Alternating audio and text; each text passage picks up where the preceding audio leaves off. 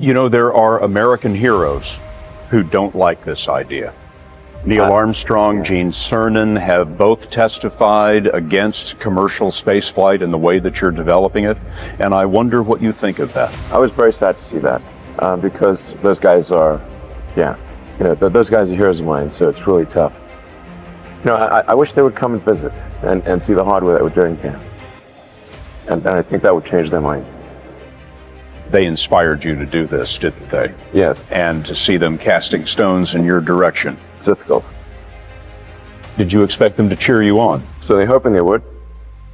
What are you trying to prove to them? What I'm trying to do is to make a significant difference in spaceflight and help make spaceflight accessible to almost anyone. One of the most difficult choices I've ever faced in life was in 2008. I think I had maybe $30 million left, or $30 or $40 million left in 2008. And I had two choices.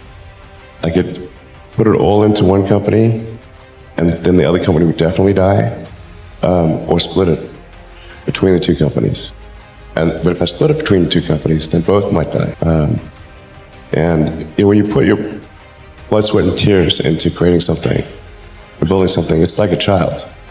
And so it's like, which one am I going to let one starve to death? I couldn't bring myself to do it, so I split the money between the two. Fortunately, thank goodness, they both came through. What was your biggest failure, and how did that change you? Well, there's a ton of failures along the way, that's for sure. As I said, for SpaceX, the first 3 launches failed, and we actually were just barely able to scrape together enough parts and money to do the 4th launch. If that 4th launch had failed, we would have been dead. So multiple failures along the way. I tried very hard to get the right expertise in for SpaceX. I tried hard to find a great chief engineer for the rocket, but the good chief engineers wouldn't join, and the bad ones, well, there was no point in hiring them. So I ended up being chief engineer of the rocket.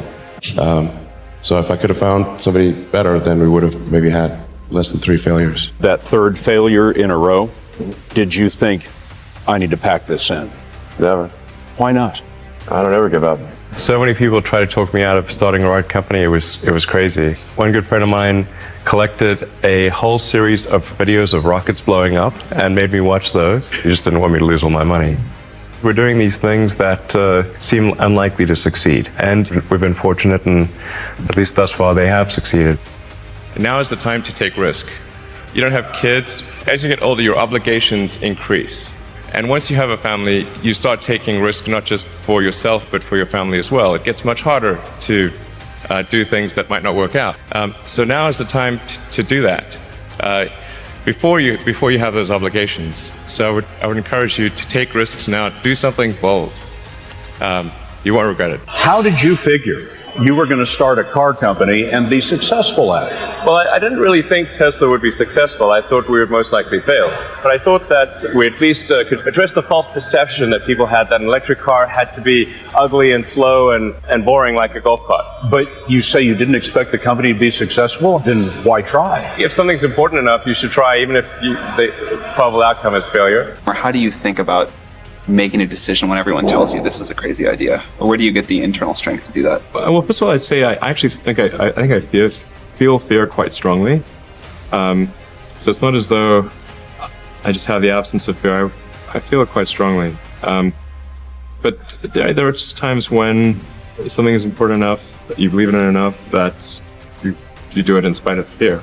I think about what technology solution is necessary in order to achieve the particular goal, and then try to make as much progress in that direction as possible. I think being a multi-planet species and being out there among the stars is important for the long-term survival of humanity, and that's one reason. But then the part that I find personally most motivating is that it creates a sense of adventure, and it makes people excited about the future.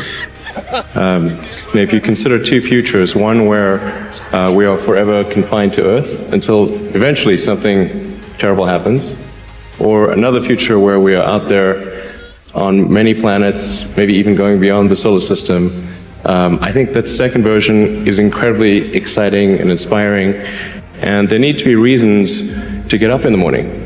You know, life can't just be about solving problems. Otherwise, what's the point? There's got to be things that people find inspiring and make life worth living. When my brother and I were starting our first company, instead of getting an apartment, we just rented a small office and we slept on the couch. And we showered at the YMCA, and we're so hot up we had one computer, so the website was up during the day, and I was coding at night. 7 days a week, all the time. And I sort of briefly had a girlfriend in that period, and in order to be with me, she had to sleep in the office. So work hard, like, I mean, every waking hour. That's the thing I would say, particularly if you're starting a company. Whatever area that you get into, given that, you know, even if you're the best, there's always a chance of failure. So I think it's important that you really like whatever you're doing. If you don't like it, life is too short. If you like what you're doing, you think about it even when you're not working. I mean, it's something that your mind is drawn to. And if you don't like it, you just really can't make it work, I think.